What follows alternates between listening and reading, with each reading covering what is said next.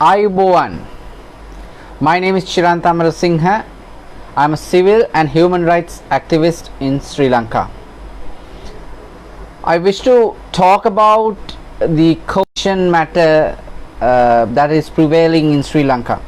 Now we know the 10th, that was yesterday, the Prime Minister Mahinda Rajapaksa stated, answering a question, stated that burial will be allowed. The question was, as there is no evidence to state that COVID-19 spreads in water, sorry, the stream was interrupted. As there is no evidence to state that COVID-19 spreads in water, which was stated on the 9th of February by the State Minister of Health, she stated that it does not spread in water. So based on that, on the 10th, when this question was raised as to whether then, as there is no evidence to say that it spreads in water, whether the burials will be allowed, Mahinda Rajapaksa, as the Prime Minister, openly in the Parliament stated that it will be allowed. But now the story is being changed. It has been interpreted to say that Mahinda Rajapaksa, the Prime Minister of Sri Lanka, did not talk about COVID-19 burials or cremations. It was not the, but anybody analyzing this statement in Parliament, the question raised and the answer given, it is very clear that it was about COVID-19. Now we have to understand the fact that this matter, this COVID-19 cremation issue of dead bodies, is part and parcel a controversial situation in Sri Lanka. Whereas an expert committee, now expert panel, they say, is in charge of this matter. Now today, as a human rights activist, today morning, as I told in my video yesterday in Sinhala, I have sent an RTI request to the Health Ministry requesting them to provide the reports that state that the only method of disposal of COVID-19 dead bodies is cremation. I need those reports and I need the scientific facts. I have requested them because I wish to challenge this. If we are going to challenge this, none of the politicians are asking that these reports be submitted to Parliament. None of them are asking that. We must see what these reports are, who these people are and what their basis. Now today I sent the RTI request. It is here on my PC on my left, maybe to the right to you when this goes on live, but in here I'm asking, I need the names of these members of this expert, so-called expert panel, right, that said that COVID-19 bodies should only be cremated, exclusive cremation. So I need those people's name, the names of those people, and then I need to figure out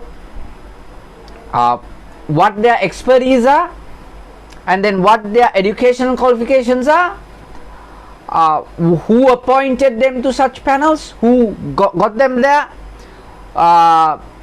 who appointed such panels, who took the lead to appoint such a panel, and who appointed those members to that panel, and then who or what did they represent, why were they there to talk about what, and then how many of those people that took this decision to say that COVID-19 bodies should only be cremated, right, dead bodies should only be cremated, how many of them were virologists and microbiologists or microbiologists, who, however, I need them, their names, I need their, so I'm going on this RTI to the Health Ministry today with this, and I'm asking for certified copies of the report submitted. I'm asking for the certified copies of reports that were submitted to the contrary. Basically there were reports that were submitted that said burial can be allowed also. So I need certified copies from this said ministry, because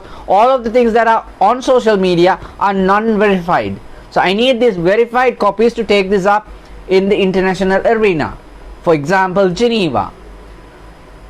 Even for the Human Rights Commissioner to take action in this regard, we must provide the details and records in certified form, so that they can bring the government of Sri Lanka up and tell them, okay, we have these details, why did you do this? So we must provide those information. As I said, none of the politicians, either in the government or in the opposition, including Mr. Al Sabri, who is in the government, who is taking much interest in this matter, they are not asking that these reports be submitted, filed brought into the chambers of parliament, so for public viewing or to the viewing of those members. So it's not been done. So I'm going to take this out now. The reason I put the RTI is to take all these details out, because we need certified copies. We need to know what they're talking, right? They're talking about something that has, to us, no scientific base. Maybe to them they have a scientific base, and what my argument is, if there is a scientific base, since this is a global pandemic, that rule must also apply to all the other countries in the world, because we are fighting a global pandemic, not a pandemic in Sri Lanka. One must understand that pandemics don't happen inside a country, right? We get an epidemic, right? But not even an epidemic. We get if it is a pandemic, it doesn't have to be only Sri Lanka cremating COVID-19 dead bodies, right? We have to take this up in, so that's why I'm requesting all this scientific base. And I'm also asking the question, was there scientific evidence to suggest that SARS-CoV-2 spreads and infects people via water? If so, certified copies. And I'm asking again, is there a scientific base for section 61A1 of the Extraordinary Gazette number 2170/08, published on 11th of April 2020? If so, certified copies of those documents. Because we need to ask, here is the verse, what is your scientific base? Tell that base so we can take this up. So most people in this international arena, talking from abroad, they are taking this up very seriously, but we don't have these. Without these facts in hand, we cannot slam something at a government. I want to slam this at the government. I want the government to fall apart when this matter comes up in any international arena, including diplomatic missions, who will just point a finger and say, what is this? So we must get those things out.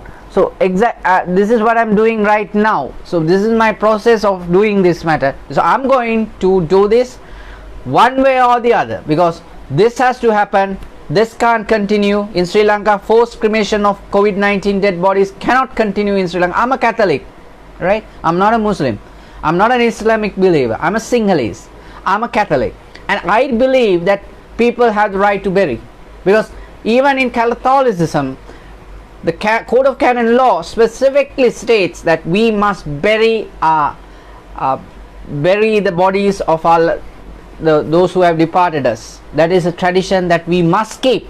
It is in the canon law that we must keep it, unless it is not contrary to Christian doctrine. For example, if there is evidence to say that the dead body contributes to the spread of COVID-19, then if there is scientific evidence, we can cremate. But unless there is evidence to that fact, Catholics cannot cremate against the Code of Canon Law.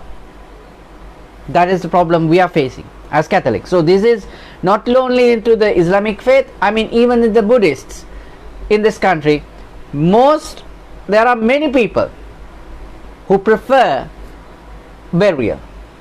So there are people who have written their last will, and in that they have said, bury me. So this is not limited, it's not a limited scope problem, but the politicians here, certain extremist groups here, try to portray this as a Muslim only issue. The issue is to whole of Sri Lanka. People may not be holding posters outside, but there are people who have their last rights violated.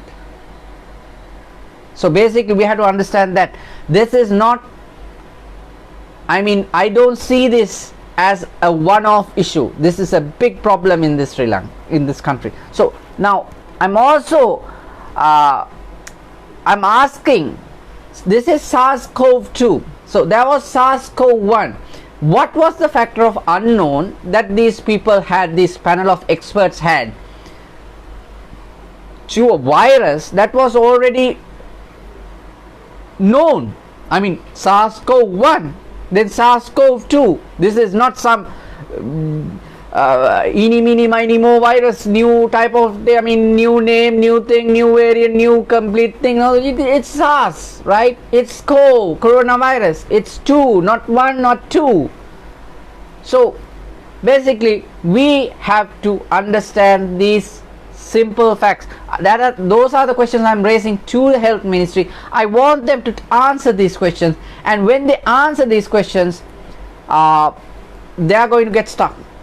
Because I have stated in my written RTI, please note that the information requested is required even if burial of SARS-CoV-2 victim bodies are legalized. I'm coming after these people. I'm going after these people. I'm a Catholic. I'm Chiranta Amarasinghe. I'm not some politician who's going to cut a deal. I'm going to destroy people who had allowed this thing to happen. I mean, who had recommended cremation. If they have done it without a scientific base, I'm going to destroy them legally. I'm going to take this up to the courts, and I'm going to say, where is their scientific base if they don't reply? I'm going to ask the court, if they don't reply to this RTI, I'm going to ask the courts to get that information in and ask them, what is the scientific base? You put out a gazette on 11th of April 2020 stating that all COVID-19 dead bodies or who have suspected to have died from COVID-19 should be cremated. And let us now come to the other fact. The gazette was released on the 11th of April. I'm also asking the question from the Health Ministry, what was the law in force for the cremation of people between the start of the pandemic and 11th of April 2020? What was the law in force that allowed them to be cremated? So who cremated them? How did that happen? Was it a written law? Was it an order? Was that legally valid? I'm asking that also. This is how we have to tackle this matter. I mean, there can be, I mean, a lot of efforts and, you know, people, I appreciate everybody's concern and I mean participation and all that, but this needs to happen asking questions. You're doing something. Can I see the scientific base of it? Can I see the legal base of it?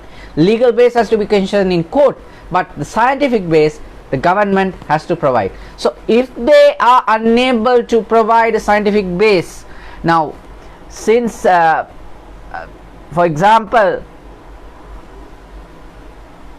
I'm asking a question, if the panels with a S, if there are many, we don't know, consider the threat of SARS-CoV-2 spreading in water, right?